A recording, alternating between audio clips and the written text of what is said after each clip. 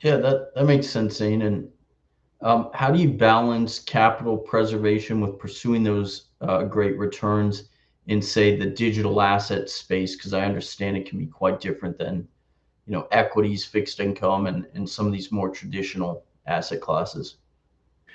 Yeah, I'll be honest with you. If you're trying to preserve capital, you probably and you're interested in crypto, you probably would need to take more of a Michael Saylor approach where you're just going to be in it for the long haul. I know he just got some flack for selling off some Bitcoin, but it's a very small percentage. What he's really ultimately doing is wants to accumulate Bitcoin and never sell.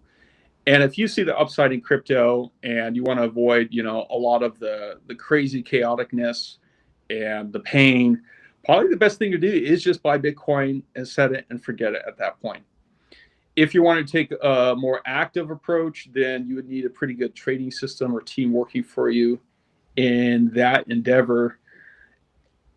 Overall, crypto is extremely volatile still, and it probably will be for some time. Now, for a trader, that's what we love, right? We love consistent volatility because then we can go in there if we have a good system and harvest it.